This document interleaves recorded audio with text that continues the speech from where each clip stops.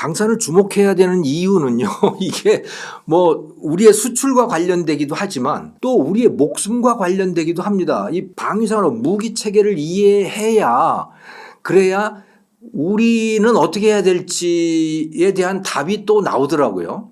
자, 먼저 그래서 아이언돔에 대해서부터 먼저 말씀을 드려보겠습니다. 자, 이번에 하마스가 이스라엘을 공격을 했잖아요. 공격을 하는데 이스라엘이 초토화가 돼버린 거예요. 이 하마스의 로켓에 초토화가 됐어요. 그런데 의아한 점은 뭐냐면 이스라엘을 방어하고 있던 이스라엘 자체적으로 만들어 놓은 그 아이언돔이라고 하는 미사일 요격 체제예요. 이게 로켓포 요격 체제인 겁니다. 이것은 요격 성공률이 90% 이상이라고 자기들이 아주 자랑스럽게 지금까지 발표를 해왔어요. 그리고 실제로도 그랬습니다. 그래서 지금까지 하마스든 또 헤즈볼라든 이런 반 이스라엘 세력들이 로켓 공격을 뭐 가끔 한 번씩 해온 거예요. 그럴 때마다 아이언돔은 그것을 웬만한 건 다 요격을 해낸 거죠. 그러니까 이스라엘 사람들이 안심을 하고 있었던 겁니다. 저것들 뭐 웬만큼 뭐 쏴대도 우리는 안전해 라고 생각을 하고 있었어요. 그런데 이번에 완전히 당한 겁니다.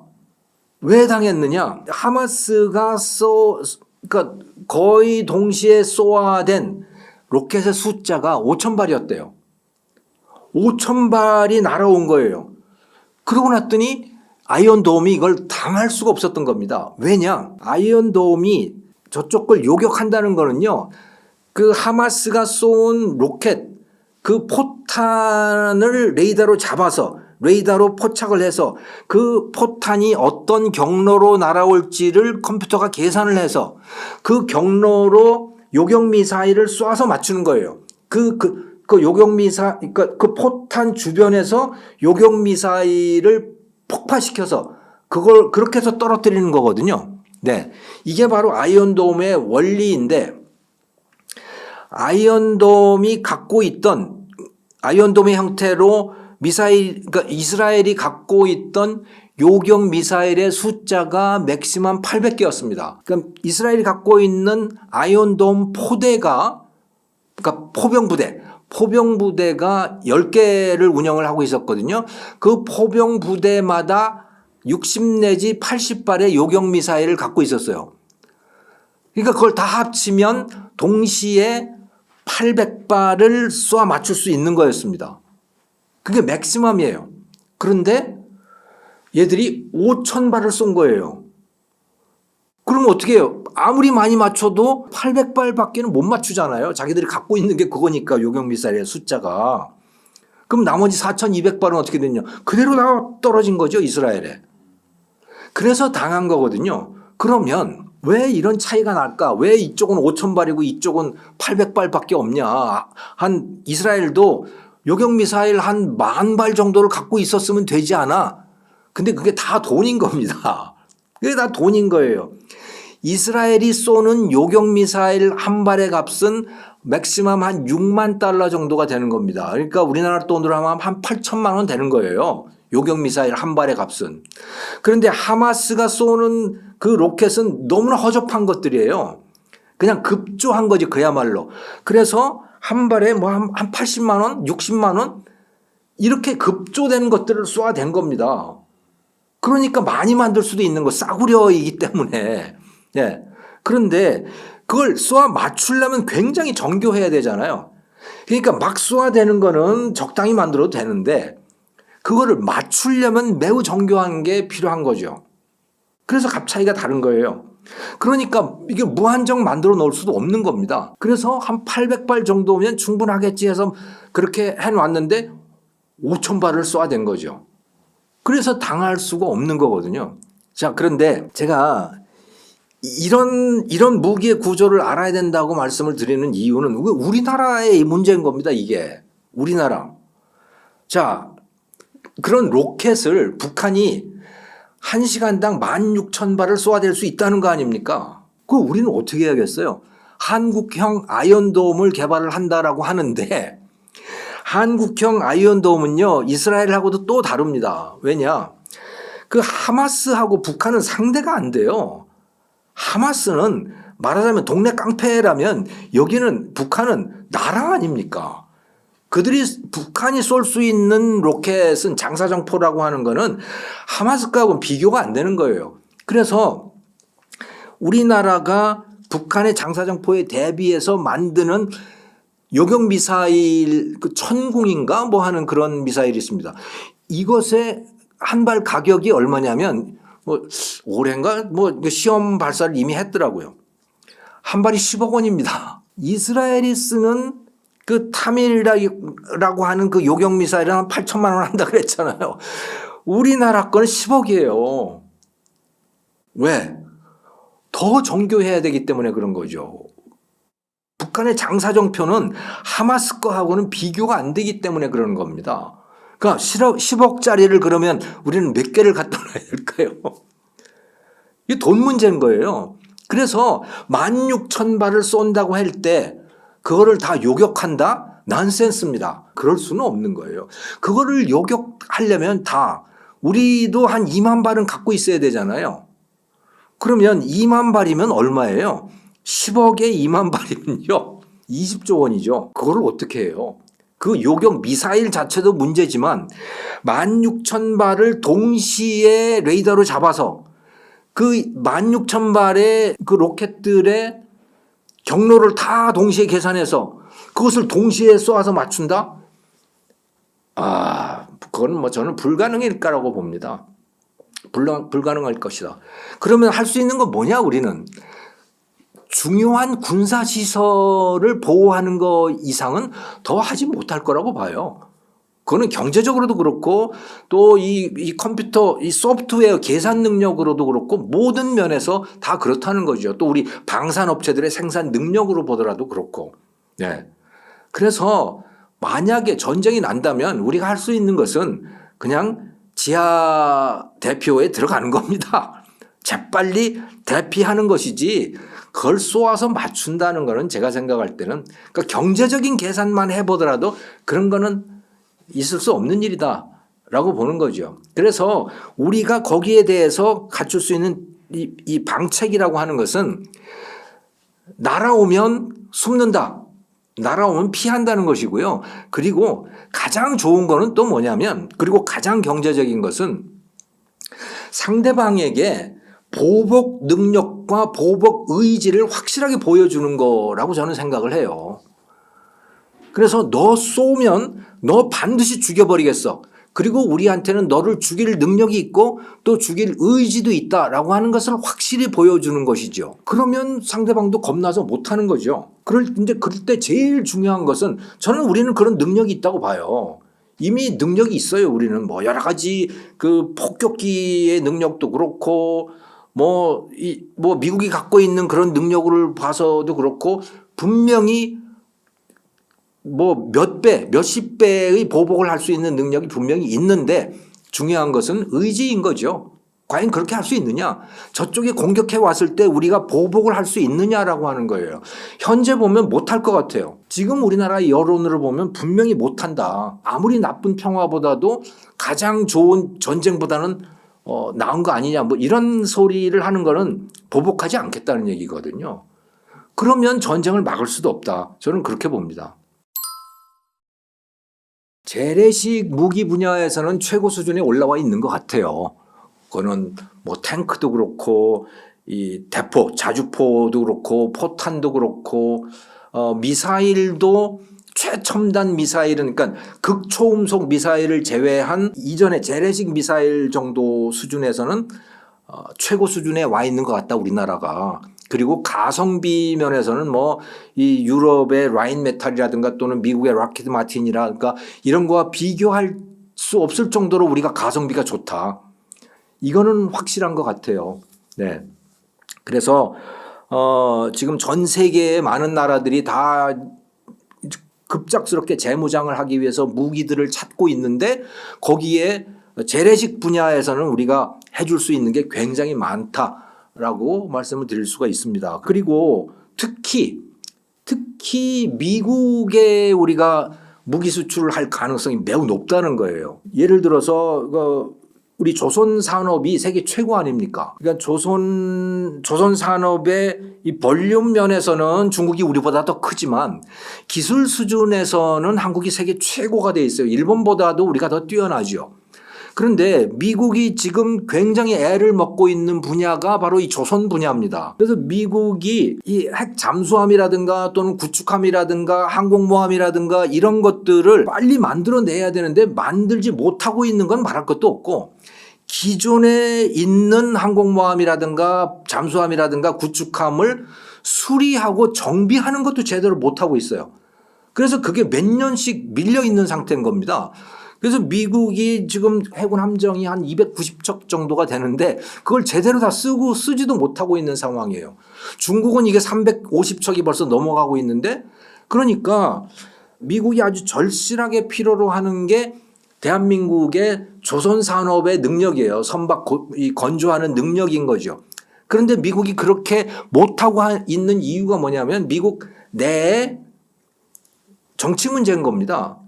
왜냐하면 미국도 이런 것들을 결정하는 것이 국회의원들이잖아요. 상원의원, 하원의원 이런 사람들이 이런 법을 만들고 이렇게 되는데 지금 법에서는 미국의 해군 함정을 만들기 위해서 한국 걸 쓸 수가 없는 거, 외국 것을 쓸 수가 없는 겁니다. 자기 일자리를 보호하기 위해서 그런 거예요. 거기도 똑같은 거죠. 그래서 그 외국의 선박을 들여오게 되면 그러면 미국 유권자들이 안 좋아하는 거죠. 예. 그러니까 국회의원들의 입장에서는 미국 정부가 쓸 수 있는 조선 산업에서 미국 정부가 쓸 수 있는 돈을 국회의원들이 컨트롤 하잖아요. 그거를 외국에다가 쓰게 되면 선심 쓸 수 있는 데가 없잖아요. 그래서 그 정말 형편없는 조선 산업에다가 미국 해군 예산을 거기다 다 몰아주고 있는 겁니다. 그런데 그거는 정말 낭비예요. 정말 미국 군사력의 입장에서 본다면. 그래서 한국이 절실하게 필요해요. 그런데 한국의 조선소는 거기를 들어갈 수가 없어요. 이런 정치적인 장벽 때문에. 그래서 최근에 한화 같은 데는 아예 미국의 조선소를 인수하려고 하는 작업을 하고 있는 것 같더라고요, 보니까. 그렇게 되면 미국 방산업체를 인수하는 게 되잖아요. 그렇게 되면 한국의 조선 산업 능력을 갖다가 쓸 수 있는 여지가 꽤 생기겠죠. 근데 아무튼 실력 면에서는 한국이 최고입니다. 이 조선 산업에 있어서. 그러니까 잠수함을 만드는 일이라든가 구축함을 만드는 일이라든가 또 이 항공모함을 만들거나 또는 유지 보수하는 일에 있어서 한국이 최고다. 다만 한국이 좀 기술이 떨어지는 분야는 그 안에 군사 시스템들인 거죠.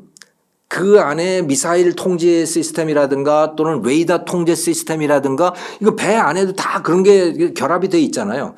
그런 면에서는 미국이 우리보다 훨씬 낫지만 배 자체에 있어서는 한국이 최고인 거죠. 그러니까 얼마든지 미국 그 소위 천조국 시장에 들어갈 수 있는 여지가 충분히 있어요.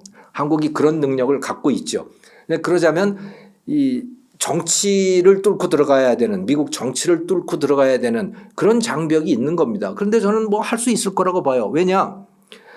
미국이 워낙 지금 상황이 급한 상황이거든요. 중국과의 대결에 있어서 너무 미국 방산이 너무 헤매고 있는 거예요. 그 빈틈을 그 공백을 한국 방산이 메워줄 여지가 충분하다고 저는 생각을 합니다. 그렇죠. 조선은 굉장히 중요한 방위 산업이잖아요. 그 자체가. 그러니까 우리나라 조선 업체들이 다 방산을 같이 하고 있는 거거든요. 그러니까 굉장히 중요한 산업인 거죠. 그런데 현재의 조선 산업에 있어서 방산 부분은 너무 작아요. 너무 그 사이즈가 작은 겁니다. 왜? 우리나라 해군에 공급하는 게 주 임무이기 때문에. 그런데 이거를 미국 시장을 뚫게 되면 또 호주 시장 같은 데를 뚫을 수 있다면 또 유럽 시장을 뚫을 수 있다면 이건 뭐 엄청난 잠재력이 될 수 있는 거죠. 독일은요, 인프라가 이제 그렇게 돼서 그런 것 뿐이지 정신 상태는 말짱해요. 독일이 비판받는 것 중에 하나가 원래 약속이 자기네들 GDP에 무슨 뭐 2%를 국방비로 쓰도록 이렇게 약속을 했거든요. 근데 네. 이렇게 쓰질 않는 거야. 아, 쓰지 않는 게 돈이 아깝고 뭐 이거보다도 그런 것도 있지만 물론 2%를 쓰게 되면 엄청난 금액이 됩니다. 아, 그리고 독일이 재무장한다. 이러면 과거의 그런 악몽 때문에 옆에 나라들이 또 그렇게 즐거워만은 하지 않아요. 그래서 독일이 인프라를 그렇게 낙후되도록 한 것은 사실이지만 아, 그런 거 다시 이렇게 만드는 데는 제가 독일 사람들 만나보면 자신감이 차 있어요. 그리고 독일 사람들은 안보의식이 상당히 높습니다. 그래서 무기도 중요하지만 무기가 좋아서 이긴다? 천만에. 베트남이 망했다는 그 아시죠? 그 북베트남한테 진 거. 월남, 남베트남이 그때 헬기만 1000대가 있었어요. 북베트남은 그때 헬기가 뭐 100대나 있었나 몰라. 한 50대나 있었나 모르겠어요. 네. 5대나 있나 모르겠어요. 그 당시에. 그렇지만 이긴 거예요. 여기서 우리가 정말 배워야 될 게 많습니다. 한 나라는 헬기가 10대도 없고 한 나라는 1000대가 있는데 졌다. 그러니까 전쟁, 전투 이런 거는 장비가 물론 중요하지만 장비만 갖고 되는 게 아니다 하는 거를 우리가 명심해야 됩니다. 네. 그 북한군이 쓰는 주요 무기는 뭐예요? 북한군이 쓰는 주요 무기는 뭐냐. 오늘 쉬운 거부터 얘기를 네. 하면 공군은 구닥다리 비행기들밖에 없습니다. 그래서 무인기를 개발하는 것 같아요. 그러니까 무인기를 개발을 해서 지금 우리가 우크라이나하고 특히 그 아르메니아하고 아제르바이잔 전투를 보면 앞으로는 무인기를 어떻게 운영하느냐에 따라서 전쟁의 승패가 좌우되는 그런 시대가 오는 것 같아요. 네. 그래서 북한이 무인기에 이제 특화를 해서 비록 전투기는 구닥다리밖에 없지만 다른 방식으로 하늘에서 전쟁을 하려고 하는 것이 아닌가 이런 게 보이고요. 그다음에 우리가 압도적으로 이제 그 좋은 항공기를 갖고 있으니까 이 사람들이 계속 항공기를 쏴 떨어뜨릴 수 있는 그러한 그 미사일을 개발하고 있는 것 같습니다. 그리고 이제 하늘을 지배하기 위한 다른 방법들, 뭐 인공위성도 그 중에 하나죠. 그래서 그런 것들을 이제 하고 있고 해군 같은 경우는 작은 조그만 배들 뭐 그 해안을 지킬 수 있는 이런 배들은 조금 있는데 큰 배들은 없어요. 없고 새로 만드는 것들을 이렇게 보면은 뭐 우리하고는 상대가 안 되고 우리는 독도함 같은 것도 있잖아요. 그래서 그런 건 없는데 그 대신 잠수함을 많이 갖고 있습니다. 그래서 이게 오래되긴 오래됐는데 특히 그 동해안 쪽에서는 잠수함 작전을 하기가 좋아요. 그래서 잠수함을 특화해서 갖고 있고 또 자기네들이 그런 현대식 이런 함정을 만들기는 어려우니까 뭐 핵 어뢰를 만든다든지 또 이런 식으로 해서 특화를 시키고 있습니다. 지상군 같은 경우에는 탱크나 이런 것들이 오래돼서 우리하고는 뭐 상대가 안 되는데 그래도 새로운 탱크 모델을 개발을 하고 있는 것 같아요. 차량도 그렇고 근데 돈이 없어서 많이 만들지는 못하는 것 같습니다. 그렇게 하고 있는데 근데도 그 지상군이 좀 특화가 돼 있는 게 우선 포병을 갖고 있으면서 거기 포병도 오래됐으니까 그 대신 거기다가 생화학탄을 갖고 있어요. 네. 그러니까 핵무기를 갖기 전에도 북한이 생화학탄들을 갖고 있었기 때문에 특화된 지상무기라고 볼 수가 있습니다. 네. 북한이 다련장이라는 걸 많이 갖고 있다고 얘기 들어보셨습니까? 네, 미사일 여러 개 나가는 네, 다련장이라는 게 여러 개 나가는 거거든요. 옛날에 그 신기전 같은 건데 네. 이게 여러 발 나가서 뭐 한 개의 발사관이 뭐 36발이다, 70발이다 이렇게 있으면 축구장 하나를 초토화시킨다. 뭐 이렇게들 이제 이해를 시키거든요. 네. 근데 더 무서운 거는 그냥 그 재래식 고폭탄이 아니라 거기다 생화학 무기, 생물학, 그다음에 신경작용제 이런 것들을 해서 하면 핵무기 못지않은 효과를 가져올 수가 있어요. 그래서 이미 북한은 그걸 뭐 3, 40년 전부터 갖고 있어서 그게 이제 또 하나의 특화된 부분입니다. 그다음에 이제 북한이 전쟁만 생각하는 나라가 돼서 이 소화기나 이런 게 소화기라는 게 이제 사람이 들고 쏘는 것들이에요. 소총이나 권총, 그다음에 무슨 뭐 기관총, 네. RPG라는 거 들어보셨죠? RPG요? 그게 이제 로켓 쏘는 거예요. 아주 잘 만들어. 그 지금 뭐 전 세계에 북한 뭐 무기가 수출된다고 하잖아요. 네, 그거 이런 게 수출되는 거야. 너무너무 좋으니까. 네. 그래서 그런 것도 수출이 되고 해서 이제 하여튼 그런 것들이 이제 기초 무기들이. 그래서 북한 군인들은 양말이 없는데 그 정도예요?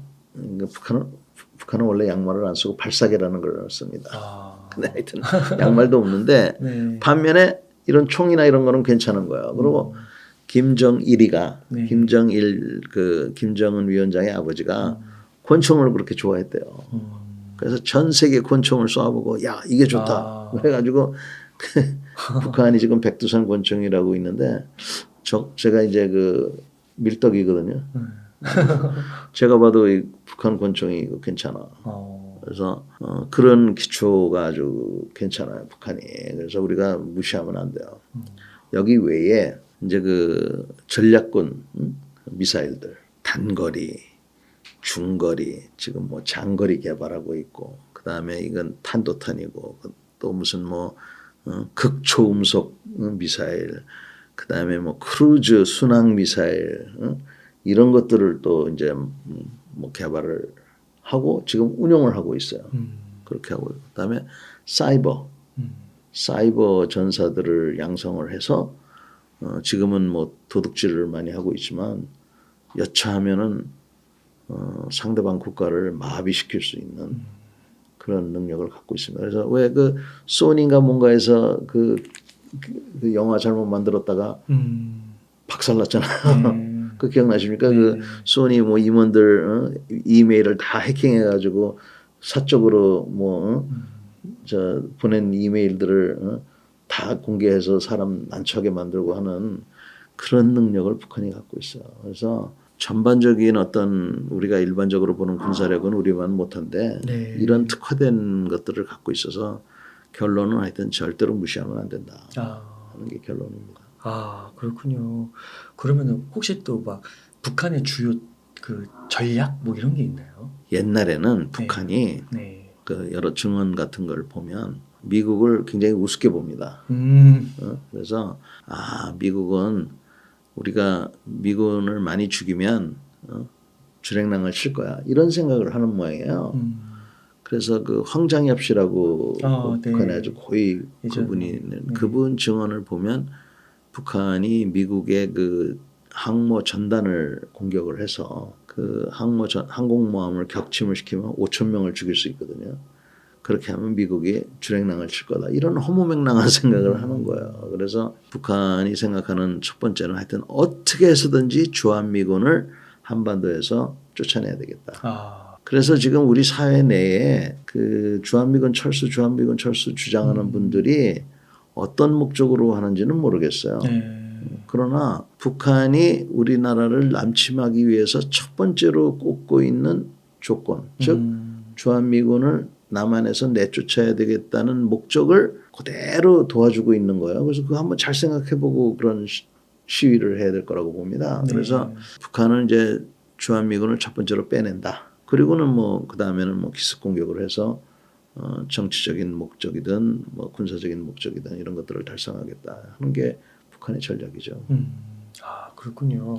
이게 해군, 공군, 육군 이렇게 3군이 있는데 이게 그 육군, 해군, 공군이 다 이겨야 되는 건가요? 뭐 어디에 조금 더 뭐 공군이나 해군에 요즘은 워낙 첨단 기기들이 많아서 뭐가 좀 더 중요하다 뭐 이런 게 있는 건가요? 공군이 없이 전쟁을 할 수 있어요. 네. 그러나 공군이 없으면 전쟁에서 이길 수가 없어요. 그래요. 해군 없이 전쟁할 수 있습니다.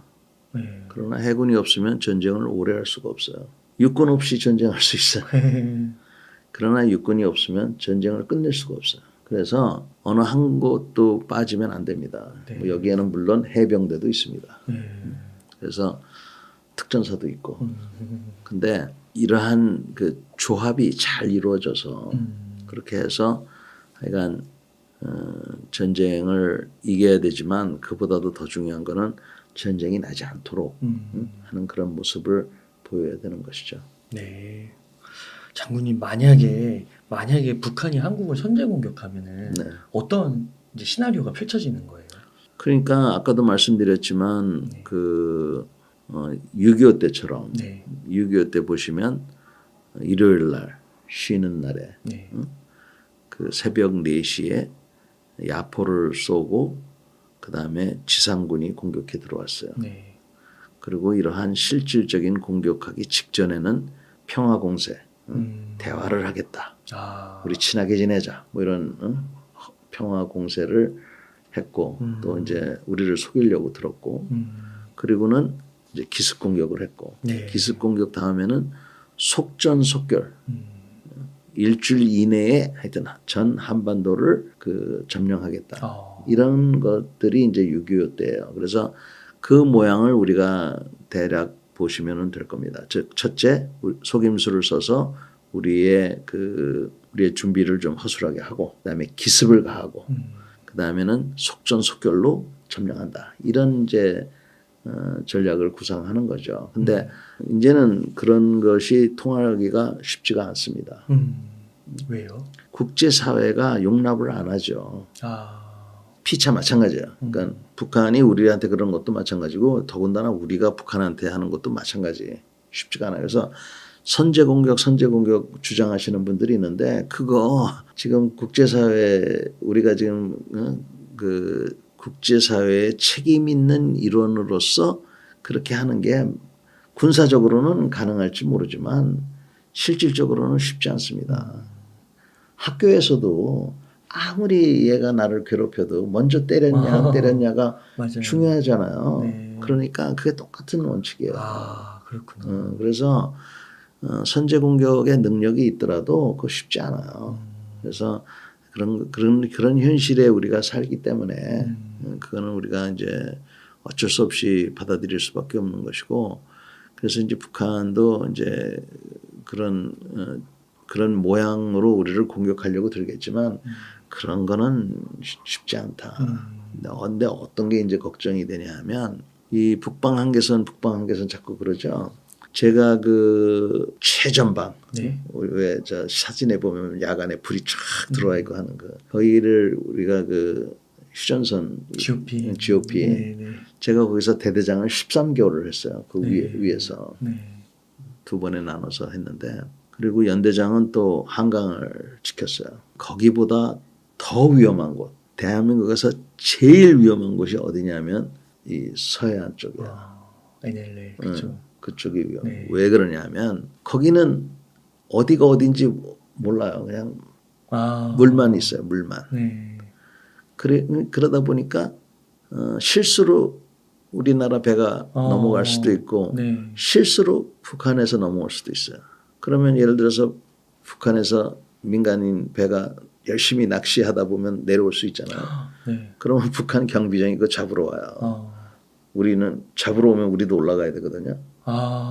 그러는 경우도 있고 네. 또 뭐 옛날처럼 무슨 뭐 북한이 일부러 우리 때리려고 하는 경우도 있고 그다음에 꽃게철이 되면 중국 어선들이 수백 척이 몰려옵니다. 이 사람들은 우리 말도 안 듣고 북한 말도 안 들어요. 그냥 북한도 그 사람들 보고 야 들어오지 마, 뭐 내려가지 마, 올라가지 마 이렇게 얘기하거든요. 그럼 중국 사람은 말 안 들어. 우리도 마찬가지. 그럼 예를 들어 중국 배가 내려온다. 그럼 북한이 그거 막으러 가고 우리도 막으러 가고. 그러다 보면 하여튼 그래서 거기는 수시로 하여튼 오해가 생길 수 있는 여지가 많은 거예요. 네. 그래서 이제 거기가 제일 위험한 곳인데 거기가 하여튼 복잡한 이유가 6.25가 휴전이 이루어졌잖아요. 네. 그때 해상 우세권은 우리가 다 갖고 있었어요. 네. 북한은 배 한 척도 없었어요.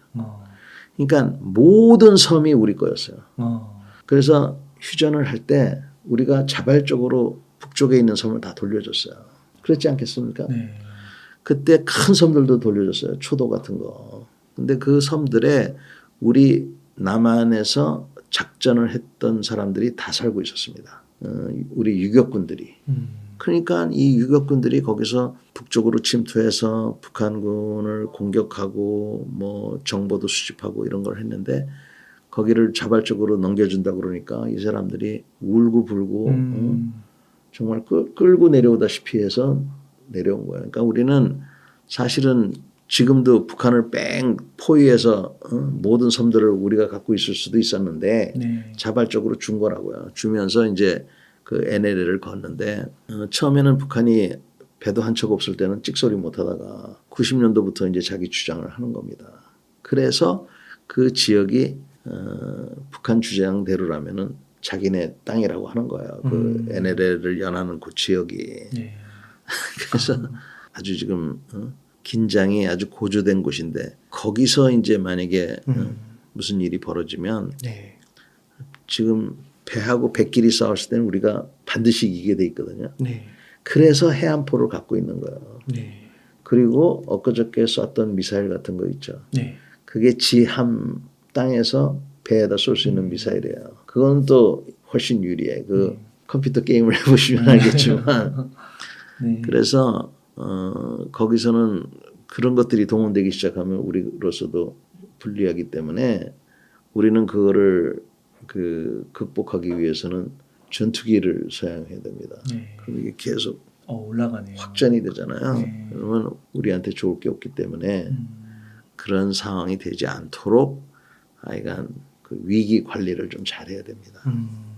그 우리나라가 선제 공격은 할 수 없는 건가요? 살 수 없는 건 아니고요. 네. 할 수는 있죠, 충분히. 네. 그렇지만 아까도 말씀드렸지만 우리는 국제사회의 규범 속에서 살고 있어요. 네. 북한은 어떻습니까? 좀 고립된 듯한. 그럼 느낌? 북한은 개의치 않아요. 자기네들은 나홀로 간다니까. 물론 중국도 도와주고 뭐 이러고 있지만 그래서 북한은 뭐 그런 거에 연연하지 않지만 우리는 그런 규범 속에 살고 있기 때문에 선제 공격을 하려 거면은 분명한 증거와 이유가 있어야 돼요. 명분이 확실한. 명분 정도를 떠나서 증거와 이게 분명해야 돼요. 네. 그거를 확보하기가 네. 쉽지가 않습니다. 상상을 해보셔서 하셔도 알겠지만. 네. 그래서 그게 힘든 거지 능력은 얼마든지 있죠. 그렇군요. 그 옛날에 그 클린턴 대통령인가 그때 진짜 북한을 클린턴 대통령이 선제 공격을 하려고 했었나요? 고려는 했다고 제가 알고 있습니다. 그렇군요. 그게 이제 실행까지는 안 간 거군요. 실행까지는 안 갔는데 네. 뭐 어떤 사람들은 뭐 그때 우리나라 대통령이 뭐 말렸다고 그러는데 그거는 아닌 것 같고 네. 다른 이유에서 네. 안 했는데 지금은 그것도 상상하기가 어려운 게 그 당시에는 북한이 핵무기가 없었을 때 얘기고 지금은 핵무기가 있는 상황에서 그때 네. 그 북한의 핵무기 프로그램을 막기 위해서 고려했던 거거든요. 네. 제 군인이었던 입장으로 생각하면 차라리 그랬으면 나을 뻔했는지도 모르죠. 그러나 지금은 제가 보기에는 그럼 북한에 이렇게 핵이 혹시 몇 개 뭐 이렇게 있는 건가요? 산속에 숨어 있는 건가요? 산에도 있고 뭐 바다 밑에도 있고 없는데 다 숨겨놓은 것 같은데 지금 뭐 판단마다 틀리지만 뭐 40개, 60개 뭐 이렇게 얘기를 하는데 저는 몇백 개 있을 것 같습니다. 그럼 그건 한번 진짜 하나만 터져도 뭐 하나의 시가 날아가고 막 이런 정도인 건가요? 이제 그 핵무기하고 재래식 무기의 이해를 하려면 핵무기가 좋은 이유는 한 방에 큰 폭발을 일으킬 수 있다는 거예요. 그러니까 예를 들어서 이만한 폭발을 일으켰다. 지금도 핵무기가 아니라도 할 수 있어요. 뭐 여러 개의 폭탄을 떨어뜨린다든지 뭐 이렇게 하면 그럼 예를 들어 역사를 보면 2차 세계대전 때 미국이 일본을 폭격을 할 때 네. 그때 나가사키, 히로시마 이런 데 떨어뜨릴 때 7만 명, 8만 명 이렇게 죽였거든요. 그러나 그 전에도 그 소위탄을 떨어뜨려서 10만 명의 일본 사람을 하루 저녁에 죽인 경우도 있어요. 네.